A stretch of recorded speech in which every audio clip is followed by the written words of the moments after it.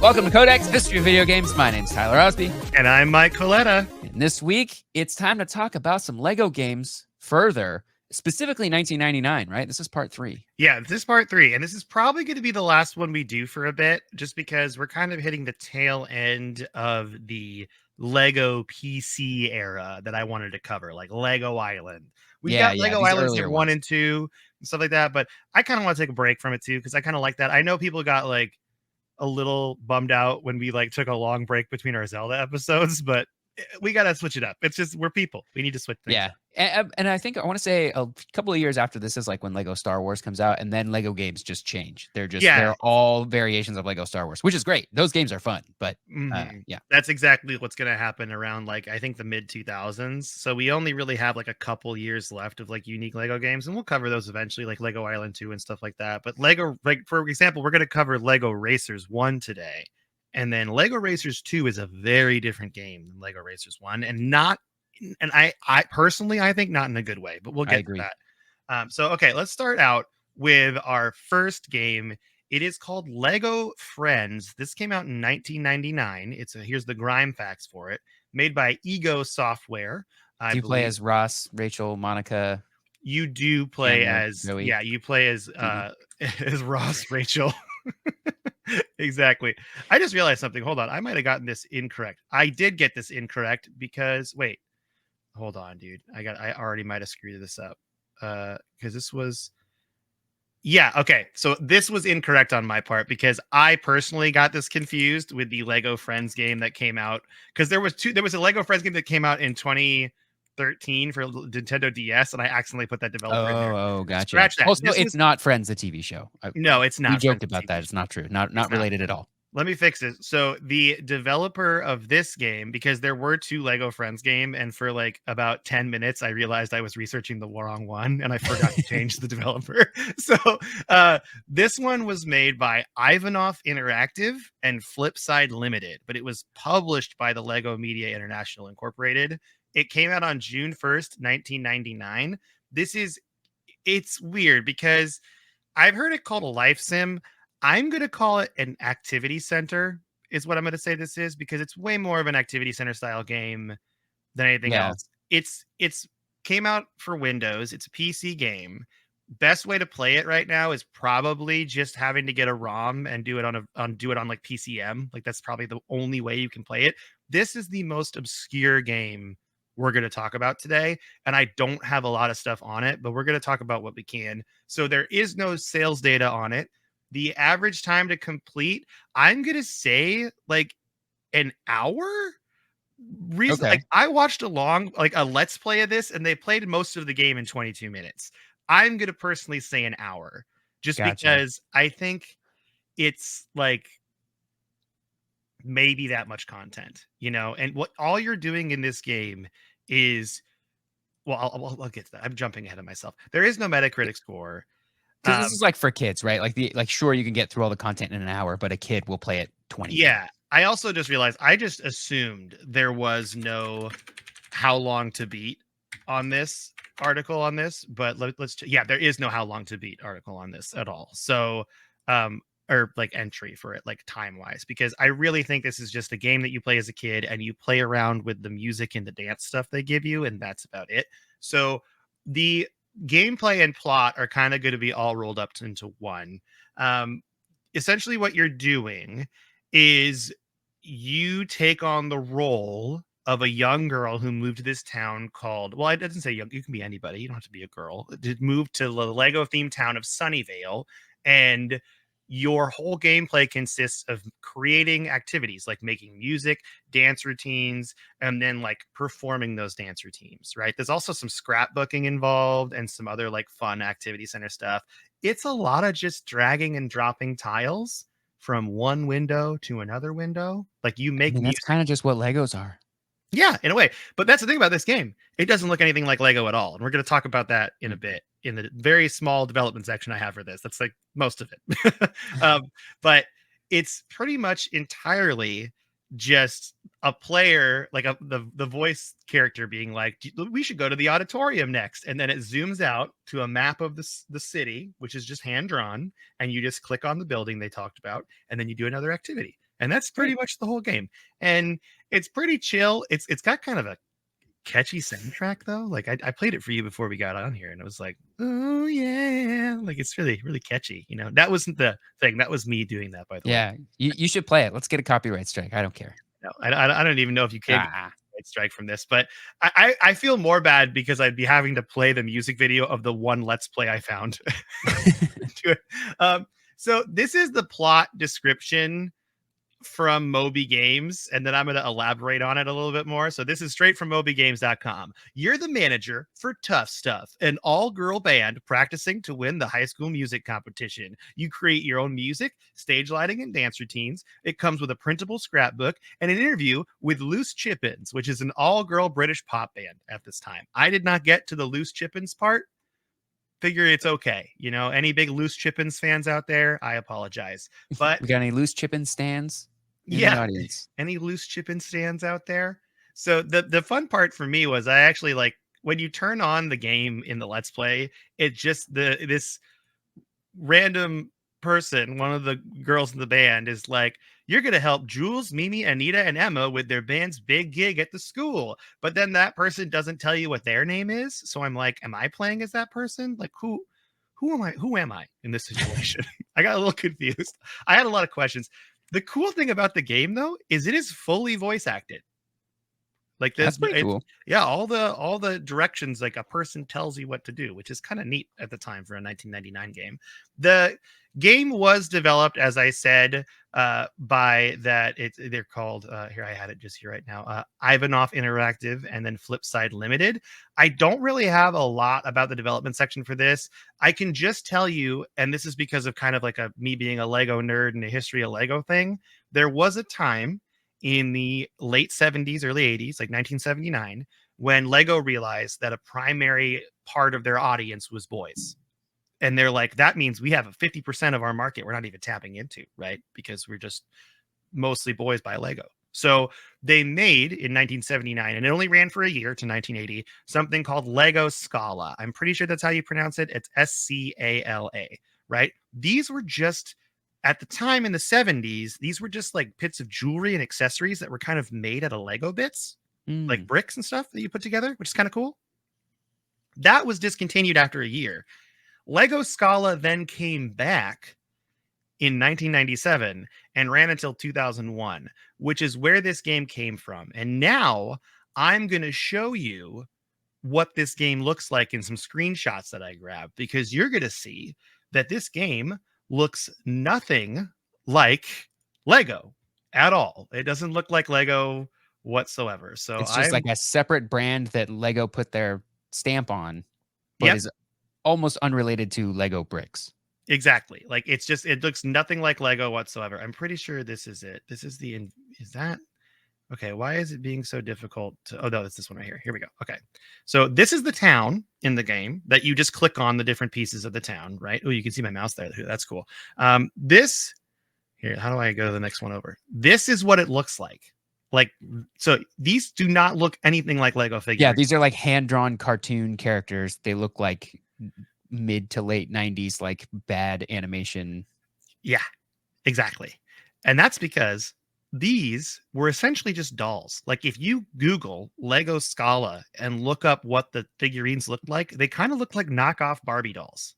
That's what this was. So this is a Lego game in name only, which is why I was kind of hesitant to like do a bunch of stuff on it, because realistically it's a Lego game, but not in the context that we would think. So there's also like the cover art of the game right there. So, and the Lego has a Friends line now, like in modern day, it's called Lego Friends. They ditched Scala and they call it Lego Friends. And you notice that those minifigures for Lego Friends don't look like conventional minifigs. They have their own style to them that kind of look like this. So you can kind of see like where it kind of molded into that. Are they compatible with Lego? Yeah, you could still use the bits. They still stand on the little bits in the on the bricks and stuff. But yeah, so I just thought this was interesting.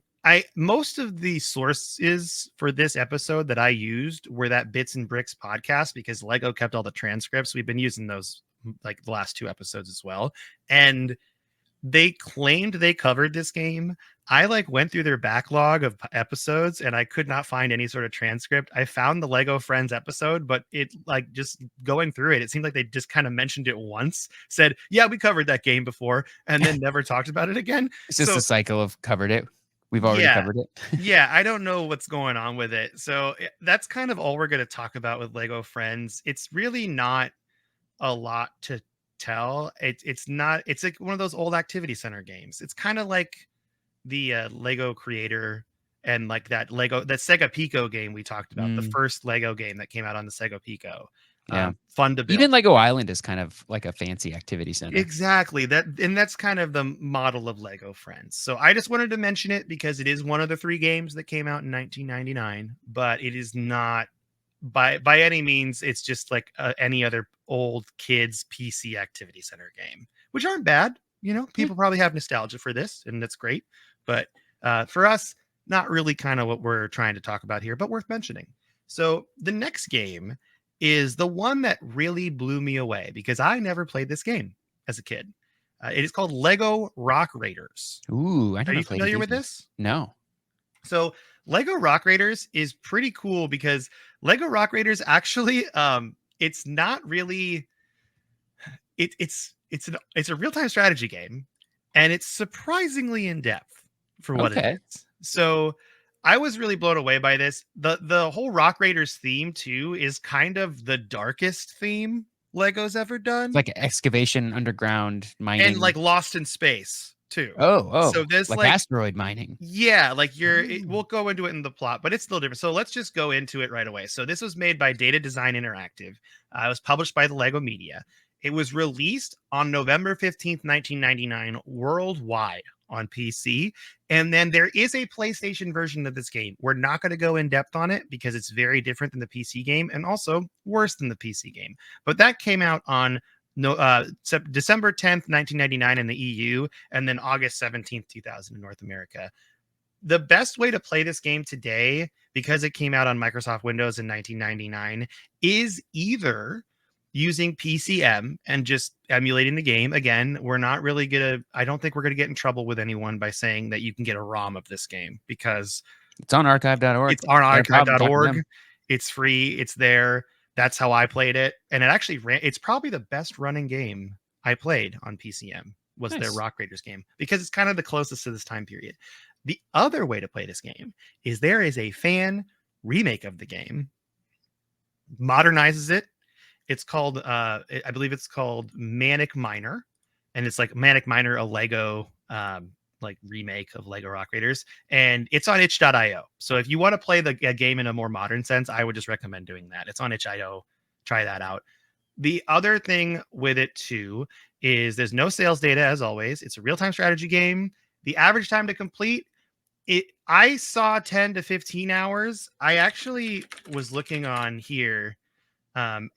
Yeah, because they said completionist for this is 31 hours because Dang. there are levels and you are rated on each level, and there's 25 total. So you can like grind the game to get the perfect score. Like you get a grade out of 100%. Oh, so like on getting every good game. at it and getting like a 5-star S rank or whatever. Exactly. They're counting out like being perfect on all the levels. Yeah, playing each level perfectly, it's going to take a lot. And I'm sure there's people that have done that, but that's kind of a iffy on there.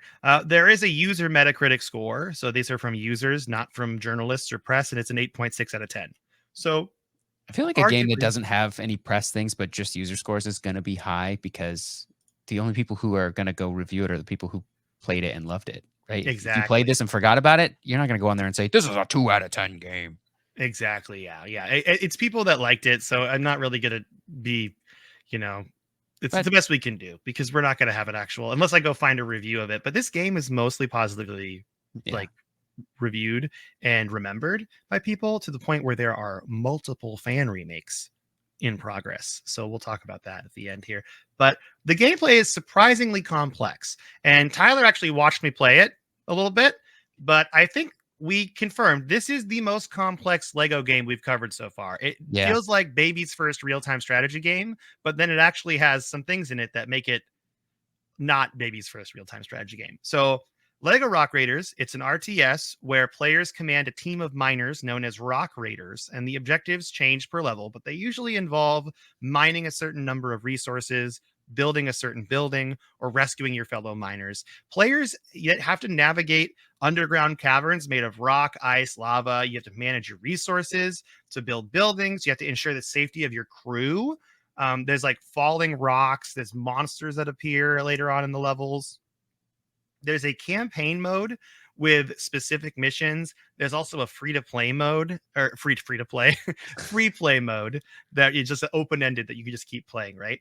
This is the crazy part to me, though. There are 25 missions in this game, which is a lot for a game like this. And Dang. it blew my mind to just how much is going on here. And it is a good RTS game. There's multiple resources. You can actually prioritize stuff, which was crazy to me. Like you can set what you want your Rock Raiders to do, and there's an order for it. Now, does this work? Not sure, because I tried to play with it, and it sometimes they still did their own thing. Like I set them to get ore as the like I don't know, I set them to reinforce the walls in this one level as the number one priority, and they just started like cleaning up rubble. And I'm like, what are you guys doing? You guys, classic. Maybe the walls were reinforced enough, and they went on to their second priority. Well, the cave-ins kept happening, so I'm guessing that's not the case. So the you can mine, you can clear rubble, you can reinforce walls, you can build buildings, you can like I don't know if you can't necessarily fight the monsters because there's no fighting in the game. It's trying to be that Lego non-violent thing, right? The one thing about it too is if your Rock Raiders get hurt, if their health goes down to 0, they don't die. They just get teleported back to the ship. That's kind of there's no death in the game, right? Because it's a Lego game. They're trying to make it nice. Okay. So then why do you need to rescue them if they just teleport back to the ship? That's, did you just find the flaw in Lego Rock Raiders? I think you did. Game's bad. Game's bad. You heard it here first, folks. Tyler hates it. He hates Rock Raiders. So the other downside to this, and it kind of goes back to what I was saying with the priority menu, is the game when I was playing it, and this could be a PCM thing, just didn't feel very responsive. Like I was clicking on Rock Raiders and I was telling them to go drill out this loose rock, right? And they would do their own thing for a bit before they decided to go drill the rock, is how I'll put it. They were like, no, I'm going to finish clearing this rubble first, and then I'll go drill the rock, is what it felt like. So that's like kind of my one complaint. But this whole game was a pleasant surprise. Like it just feels really awesome, and I would recommend it to people because it's kind of crazy they made an RTS this good for children. Yeah, that's cool. Now it gets you right into like Command and Conquer and StarCraft. After it really does. It really does. Like if I played this as a kid, it would lead you into wanting to play StarCraft because there's only 2 resources in the game. There's ore, which is called Lego ore, and then there's these energy crystals, which are these green glowing crystals. And the cool thing about this, by the way, is I actually have down there behind me, you can't see it, I have the Rock Raiders HQ classic set from my childhood. And I am rebuilding it.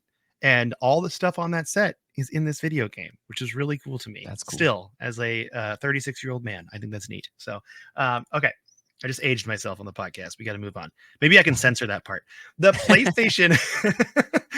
The PlayStation version of the game, as I said before, is completely different. We're not going to cover it because it's your classic third-person platformer where you run around the levels and just collect stuff and then move on to the next level. That's all it is. It's not anything unique. I think the real-time strategy game is a lot more important. If there's some die-hard Lego Rock Raiders PlayStation fans that are going to get mad at me, you can send us an email, and I will read your email about how wrong I am. But other than that, I think we're safe to skip the PlayStation version, if that's okay. You think that's okay? Oh, Tyler thinks I'm going to get an angry email. I don't know. Well, we'll see. Maybe you'll have to play it. We'll see. All right. So let's talk about the plot of Lego Rock Raiders, because this is where I said it gets kind of dark. So it opens, by the way, with a 4-minute full motion like CGI cutscene. It's 4 minutes long. It's a long cutscene. And it like kind of has Alien vibes. Did you watch some of it with me, right? Just a little bit of it. I was kind of in and out while we were playing. The ship is like, it looks a lot like a ship from the movie Alien. in a way, or like it's a mining ship, so it's like really dark, and you get sucked into a wormhole and you get taken to another planet at a time. And the whole goal of the game is you need to mine this planet for resources to repair your ship to get home. That's the whole point of it. But it's all underground, so it's kind of this like dark sci-fi environment. It's kind of spooky, it's a little bit scary. That's what I'm Yeah. trying to say. Well, if you said it's got alien vibes, like that's kind of a spooky movie. Yeah, and there are monsters, so it's kind of a scary game.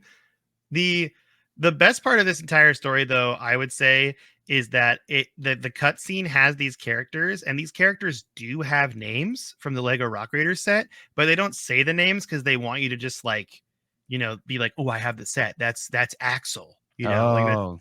So their names are Axel, Bandit, Dox, Jet, Sparks, and Chief. Those are the names of the Rock Raiders. And Chief is the person that teaches you the tutorial missions. And those are fully voiced by a man doing a Cockney British accent. Oh, love it. It's Jason Statham. Yeah, it's pretty great. It's pretty great. He's like, what you gotta do? It's like, that's how it sounds. Billy Butcher. You gotta mine the rock, is what he says. So it's pretty great. I highly recommend playing the tutorial missions at least just for that. So my source for this entire development section that we're going to go through next is from season 2, episode 28 of the Bits and Bricks podcast, where they specifically talk about this. They do an interview with Carl White, who was a programmer on the game. But the whole gist of it was they went into this knowing that Data Design Interactive was going to try to make a more complex real-time strategy game with Rock Raiders because they felt like it fit for the first time, right? Like, this isn't going to be a racing game. It's going to be an RTS. And Carl White, who was a programmer, as I said the developers decided to make it a strategy tile, both because the theme set storyline has more of a strategy to it, but also that studio, Data Design Interactive, had just done an RTS. So they could kind of just like seamlessly flow into it and just kind of make it a Lego theme. Carl joined the company in 1998, and there were some prototypes at the time, and he was put in charge, though, of level design, the AI for the minifigs as well. He also designed the UI, the lighting, and he helped with the game's like in-house like map editor, which they called Fred. That was the name of their map editor. It was just Fred. Fred. I'm trying to figure out what, because it's something editor. It's like something. Free rock editing. Yeah. Ferocious rock editor. I think you're on to something with rock editor. Yeah. What do you don't think ferocious is it? Ferocious rock editor. You don't think that might be it? That's probably it. But so Fred was the name of their editor. And the game's creation was really a collaborative effort, is what Carl White wanted to like mention in that interview. The studio did face a pretty daunting task, though, in that this game was an RTS, right? But it's also designed for children. So how are you going to make the game fun for children, but also still be a challenging RTS? So that was kind of the big challenge of this game. There's a lot of stuff to juggle in an RTS that maybe it would be hard for a kid to keep in their heads. Exactly. So what this is actually a direct quote from that. So, quote, I think a large part of it was kind of introducing the players gradually to the different features and also the scale of the game as well. Obviously, we didn't want to drop people right into a kind of massive cavern where it would be quite overwhelming. So certainly, while sticking with the storyline, it was starting out as a simple mining mission. And then as the levels progress, we started being introduced to some of the hazards throughout the levels, the rock monsters and the slugs. And a large part of it was just being able to introduce these things to the player gradually so that they can actually improve and be prepared for the larger levels later on. And that's a quote directly from Carl White. But this also meant that they had to make the game non-violent, right? Because usually RTS games have a combat part to it, right? We think of like Age of Empires, StarCraft. I mean, that's really why they do this. So Carl goes on to say, quote, many of the creatures went through multiple revisions. We were very aware of the audience and how violence is seen within the Lego world. And of course, we were very careful not to show any kind of serious injury or anything like that. All the playable units have a health indicator, and when that health is too low, they're safely teleported back up to the ship. So it's just, everyone lives in Lego Rock Raiders. We love it. No one dies. It's pacifist gaming, right? So I think that something is super important in these games is that they are a labor of love. And that is brought up a lot in the interview with Carl White. is that these games were made by people who actually enjoyed what they were doing and spent time together outside of work. He actually mentions that they would like go hang out and play video games, and they would go karting, and they'd go like drinking beers and stuff as like a staff. And Yeah. they like would talk about the game. They loved what they were making. They enjoyed themselves. And that's kind of what helps make Lego Rock Raiders a thing, and I think that's something we see a lot when we talk about certain games, like we talk about early id days. They were all friends. Mm-hmm. They all like hung out together. They lived in that house on a lake where Yep. they In just made Shreveport. games. Yep, in Shreveport, and they just were like really good friends. And I think that's something that we're kind of seeing a running pattern of in these games that are like really, really good. And you notice they're like really well done. It's that they're made in an environment that's fun, Mm-hmm. right? Yeah. Are we an anti-crunch podcast? We're an anti-crunch. We sure are. That's right. There are a lot of games that you can see just the people that made this game just had so much fun while they were making it. I think Astrobot, the Astrobot Playground on PlayStation 5. That's the haptics demo, right? Yeah, well, but it's just a great game in general. Like it's a cool platformer. The haptics stuff is very cool, and like that's a neat thing that it shows off. But like it's just a fun platform, and you can tell they're having fun the whole time. So I'm very excited for the new one. Ooh, there is a new one. Yeah, they're making a full game. Dude, hit the tangent button for me real quick. I'm really close to getting a PS5. Like I keep seeing the Costco deal where they have 2 controllers with it too. And because I'm a solo gamer guy, that means I would like have one controller and I'd use it a bunch. And then when it got worn down, I would just get a brand new controller automatically with it. And it feels like a good deal. Yeah. What do you think? Do you think this is a good decision?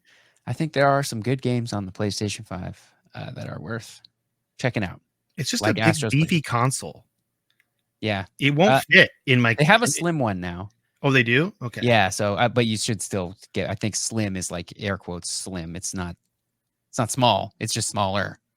Okay. I'm just really thinking about it. I'm like, because I haven't gotten a new console yet.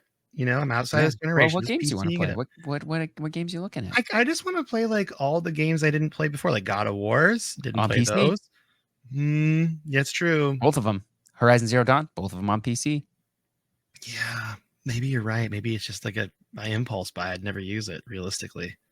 That's my PlayStation 5 it sits around and doesn't do very much right now. Oh, okay. You know what, Tyler? You brought me back down to earth, and I appreciate that. Well, we could talk offline. There are things to consider as well. There's just a lot of games. Hey, listeners, that means the stuff that Tyler doesn't want to talk about on the episode because it might be a way of getting games without getting legal copies of them. Is what he's talking about. That's actually not it. I think Tyler's a pirate. Everybody. Okay. Tyler just put an eye patch on. If you're not watching the video feed, he's wearing an eye patch right now. No, there actually are no ways to pirate PS5 games right now. I don't think. Oh, okay. I don't know. But where did that flintlock pistol come from? Okay, go ahead. Sorry. Yeah, in this sword, I guess. In this sword that he's holding. No, it's just we got Legos to talk about. Okay, yeah, that's true. That's true. All right, thank you. That's gonna be a review. So they just talked about a pirate joke for 10 minutes. Okay, so the other thing about this too is that Lego Rock Raiders. We're talking about Lego Rock Raiders. We're bringing it back. Sorry, everyone. That was like quite a tangent. But I did want to mention this again because the podcast also talks about the fan base for Rock Raiders. And there were obviously a lot of people that were children that played this game right at the time. My cat is going crazy right now, but we're just going to let it go. Sorry. I fixed my mic so I can only hear it. It's going to annoy me, not you, everyone. But there's a paper bag on the floor and she's going to town.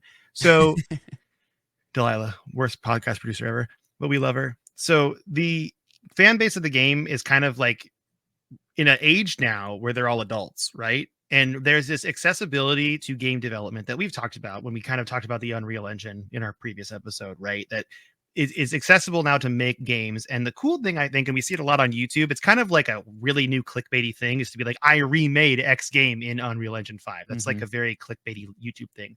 There is, as I said before, a remake on itch.io of the Rock Raiders game called Manic Miners, but that's not the only one. There's other remakes that are not finished yet that are like in Unreal and like Unity. And so Cool. This game is so kind of ingrained in this culture, and I think people that played this game in the 90s that were kids are now in their 20s and 30s and are remaking the game and kind of like giving it like the new, giving it new life. And I think that's something that's important to note for the development of this too. And I think it belongs in this section because while it is a legacy thing, it is game development because people are actively like making new games out of this. And I don't think Lego really cares that much Nah, that's just based on what I've advertising for them. seen. Like they're not losing money. It's not like they're selling new copies of Lego Rock Raiders. Exactly. And Lego Rock Raiders has not been a set for decades at this point, I think. Yeah. So If it's you not buy a copy of Lego Rock Raiders on eBay, like Lego's not getting any of that money. They don't care.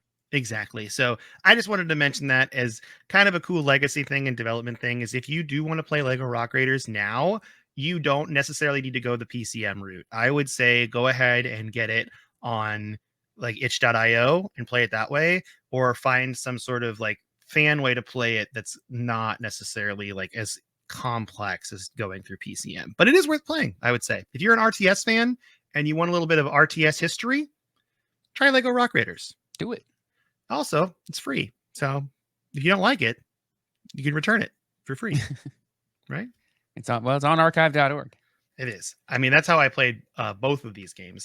So, well, actually, no, I played the N64 version of Lego Racers because I have it. So I love it. Oh, we're talking about next Lego Racers? Yeah, we're talking about Lego Racers now. This is my probably my favorite Lego game from this time period is Lego Racers. It was developed by High Voltage Software. It was released on July 31st, 1999. And the cool thing about this game is it came out on Windows, N64, PlayStation, and then there's a Game Boy Color game that's not very like this one. We're mostly talking about the PlayStation, N64, and PC versions. I would say the best way to play this now today is there's a lot of like PCM emulation you can do with it, but also the N64 and PlayStation versions still run on the original hardware. I would do it that way. That's how I did it. I And it love was the fun. N64 version. Me too. And with a Brawler 64 controller, I can tell you it's a lot easier. It's a lot easier. It feels good. So I would try that out.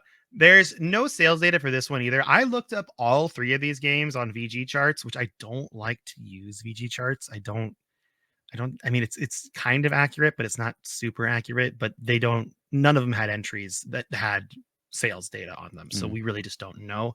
The genre or gameplay style is racing. It takes about 4 to 6 hours to beat. That's just to beat the game, though. You could spend more time on it completionist wise. It's got an 8.2 out of 10 on Metacritic user score.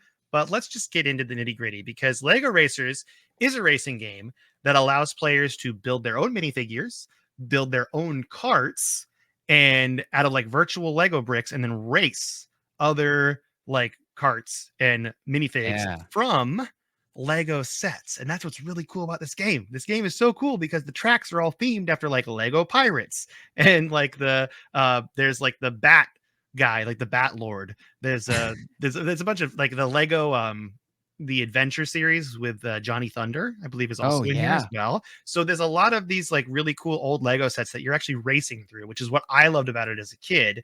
And the game features several modes. It's a very single player focused kart racer, which is something that isn't really common anymore. And we're going to kind of get into that in the end. But there is a multiplayer mode where it's just 2-player co-op, and that's it. Not co-op, 2-player split screen versus mode. But players can customize their cars and their drivers, and I think that's what really like set it apart. That's what I remembered a lot as a kid. Did you spend a lot of time in like the customization editor? Yeah. Like building a I'm cart? not sure if it makes a difference to like the stats of your car. It Or does not.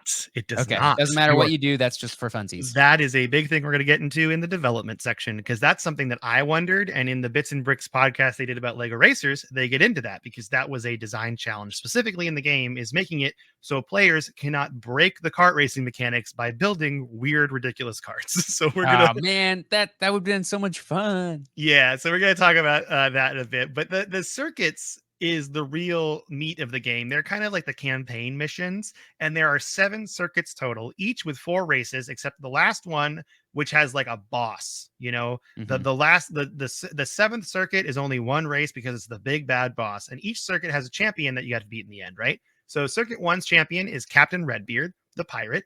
Circuit 2's champion is King Kahuka, the not so politically correct today island nation person. I'm just going to call it that because Lego made some mistakes. They did. The toy companies made mistakes, and that's fine. Circuit 3 is the champion Basil the Bat Lord. That's kind of like he's got like a bat helmet on. It was a popular thing. Circuit number 4 is Johnny Thunder. That's their Indiana Jones knockoff.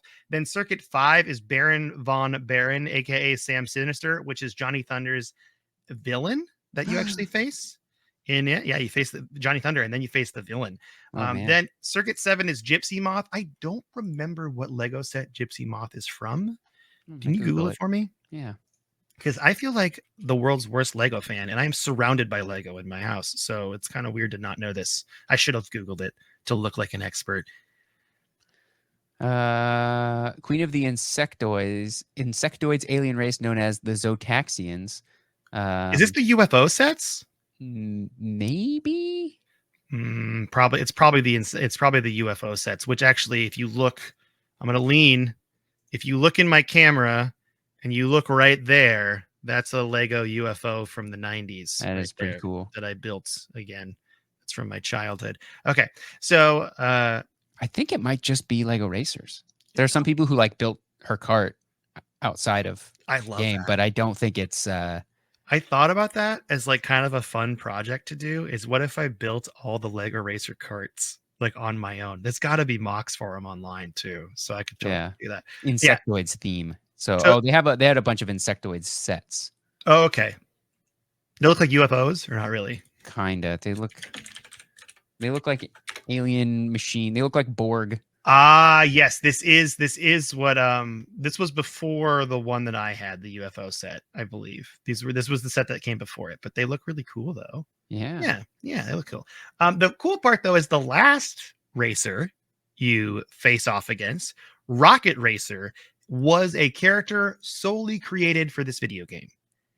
And because this video game was so popular, Rocket Racer is like, people made him out of Lego because they love him so much. It's a cool thing. I think they sold sets with him, did they? I think they did afterward. Yeah, they did afterward. So the item system in Lego, though, is I think real. So you face off. I guess I'm jumping ahead here, but you face off against these people. If you beat Rocket Racer at the end, you win the game. We're going to talk about strategy here in a second of how to beat Rocket Racer, because if you don't cheese the race, and this game in general is pretty hard if you don't know the cheese. And I'll tell you the cheese. This is the first stop for Lego racing strategy. That's what this podcast is now. You got to cheese this game. You do. So the item system in Lego Racers, I think, is what really stands it apart from everyone else at the time. And Diddy Kong Racing also did it this way, where you upgrade items, I believe. But Lego Racers is what I remember being the one that I would play as a kid. So you either get yellow, red, green, or blue bricks, and then you upgrade them with white bricks. So you grab the color first that you want, and then you hit the white bricks 4 times to get the maxed out version. And it kind of adds some strategy to the game, but we're just going to go through each one. So the red projectile bricks are your standard, I'm going to hit another player's cart. And it starts with a cannonball, then it's upgraded to a grappling hook, then a magic wand, and then homing missiles. The blue shielding bricks are the defensive option. So it's a 5-second blue shield, upgraded to a 6-second green shield, then an 8-second yellow shield, and a 10-second red shield. So like if you're in first place, you probably want to get the shield bricks, right? The yellow road hazard bricks are your bananas, if you'll allow me the blasphemy of a Mario Kart comparison in this Lego Racers episode. So that's an oil slick, a gunpowder barrel, a magnetic beam, and then the mummy's curse. But the green boost bricks is what I'm saving for last, because this is the strategy. This is the cheese, everybody. Because sure, you can upgrade it 1, 2, or 3 times, get a regular boost, get a double boost, get a super boost, right? But the 4th upgrade of the green brick allows you to warp to another point in front of you on the track. And when I say warp, I mean actually skip the level. It puts you way ahead. Like it just teleports you forward. It just teleports you forward. And this is the single power up that I believe breaks this game and why this game is a single player based kart racer. Because I can tell you firsthand, as you're playing with my brother this game, if you just warp across the map because you know where to find the bricks, it feels really bad for the other player. And you do have to use this strategy to beat Rocket Racer. You pretty much are playing on that course and you're just trying to warp as much as possible. That's I how you remember beat that. Rocket Racer. And if you don't know that as a kid, you're going to have a really bad time because he is just faster than you. So you really want to spam those 4 green bricks. That's how you win.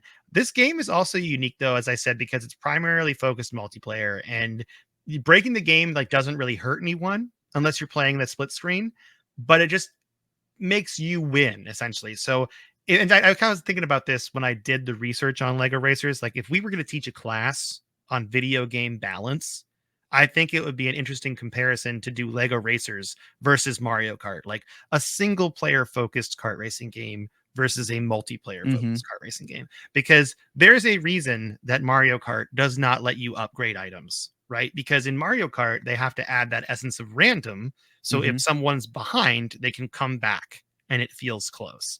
Lego Racers, you just warp ahead and there is no coming back. Like it's just you're just in first, and that's the game, and that's how the game is designed. It's also kind of an interesting example of like of air quotes balance versus fun, right? Like, is this a balanced thing? Is it fair for you to be able to warp ahead like that? No, absolutely not. Is it super fun? Yeah, it's super fun. And that's more important, especially in a single player game where your fun doesn't detract from someone else's fun.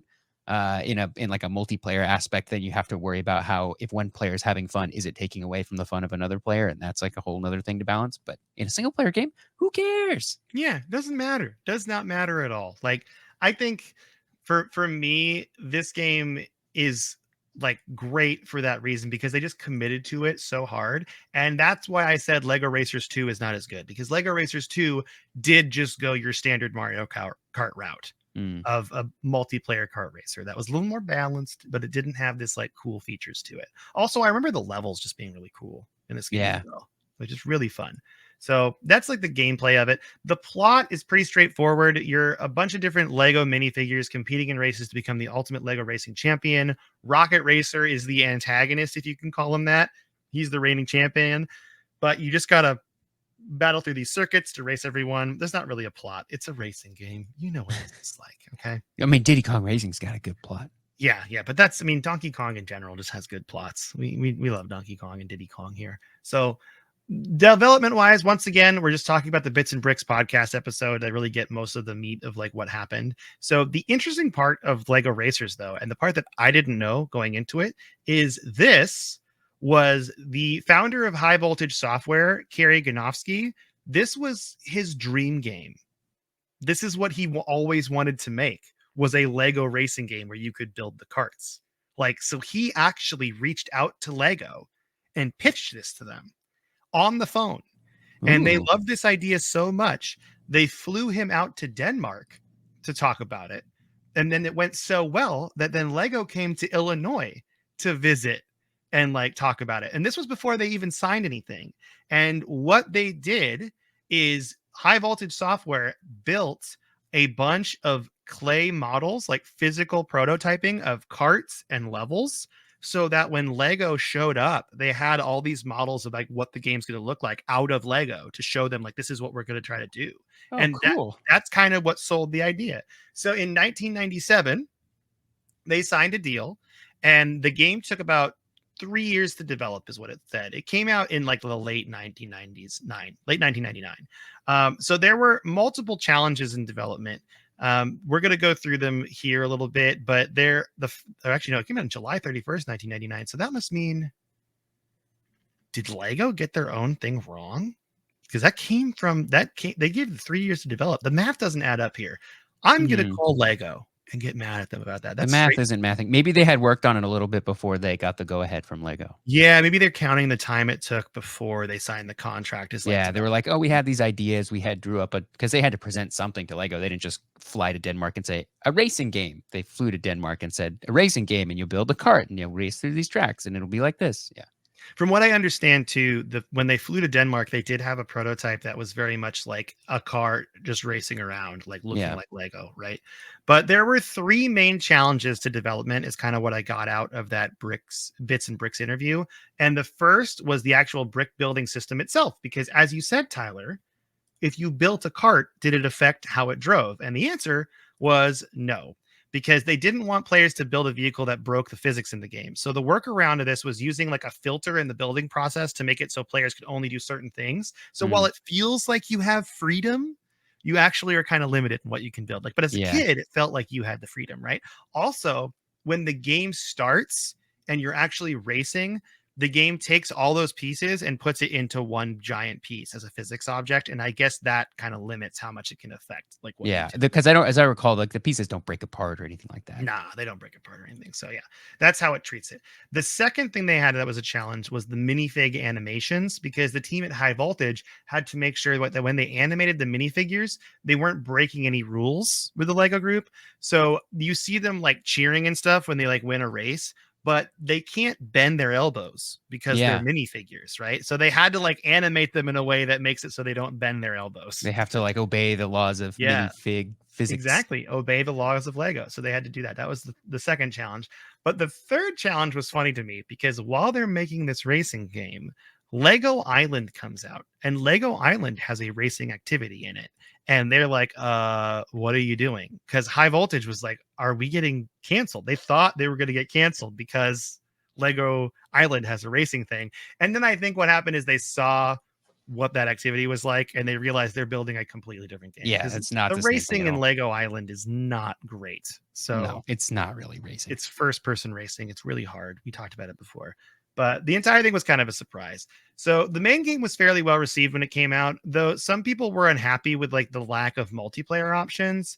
But Keith Morton said the decision was made early on to just offer one form of split screen play that allowed people to race against one another, because they hoped that it would encourage like family and friends to play side by side. They didn't want to add like a ton of different multiplayer options. And also, as we saw with the item system, the game was not really built for multiplayer. Yeah. Which was kind of a choice. But if we're going to do like a little conclusion here, I think 1999 was a pretty good year for Lego games. I mean, Lego Friends was kind of just like another activity center, but it was still good. And it was still like seemed to be like a standard kids game, right? But Rock Raiders and Lego Racers each brought something like more unique that we hadn't really seen before. And that Rock Racers was like an RTS game that actually was like really, really good, you know? And then Lego Racers is like a game that has had this long lasting legacy. Like when you and I, like when we first were talking about Lego games, we both brought up Lego Racers. Like we remember this game as being like a really fun game on the Nintendo 64. Lego Racers and Lego Island for me. Those are the two Lego games. Those were the big two for me too. And also Rock Raiders now I will mention as being something that I wish I had played when I was a kid, because that would probably have hit really hard with me.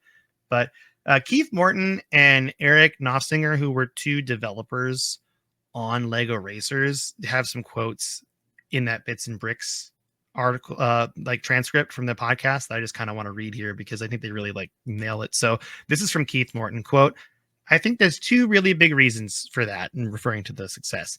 I think everybody, regardless of their interest in Lego bricks and building and stuff, they know what it is. It's interesting, and you can customize it to make it your own. And that's really the Lego brand. The other part of it is the game itself. When you play it, especially in the beginning, it's really easy to get into. You can see the different personalities that you're racing, and it kind of sucks you in. So that's like one of the two big things about Lego racing that Keith Morton had to say.